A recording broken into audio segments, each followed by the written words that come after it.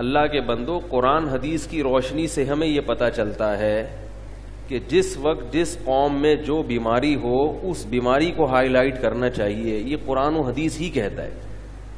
ہر حدیث ہر ایک کے سامنے بیان کرنے کی نہیں ہوتی، ہر آیت ہر ایک کے سامنے پڑھنے کی نہیں ہوتی. حضرت ابو ہریرہ رضی اللہ تعالی عنہ، یہ میں اس پہ حدیث سنا رہا ہوں کہ ہر حدیث ہر ایک کے سامنے پڑھنے کی نہیں ہوتی، لوگ غلط مطلب لے لیتے ہیں. تو حضرت ابو ہریرہ رضی اللہ تعالی عنہ وہ کہیں جا رہے تھے. حضرت عمر ملے کہ کہاں جا رہے ہو؟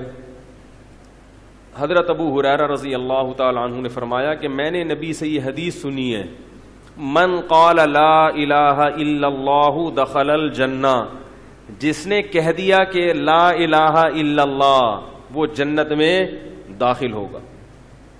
حضرت عمر نے اتنی زور سے دھکا دیا حضرت ابو ہریرہ کو کہ فرماتے ہیں خررت علی استی، میں کولوں کے بل زمین پہ گرا.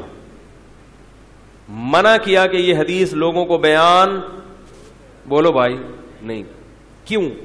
یتکل الناس، لوگ اسی پر اعتماد کر کے بیٹھ جائیں گے. ہم نے تو لا الہ الا اللہ کہا ہے، ہمیں تو اب کچھ کرنے کی ضرورت ہے ہی نہیں. حدیث بھی صحیح ہے، مطلب بھی صحیح ہے، لیکن پبلک اس مطلب کو سمجھے گی نہیں.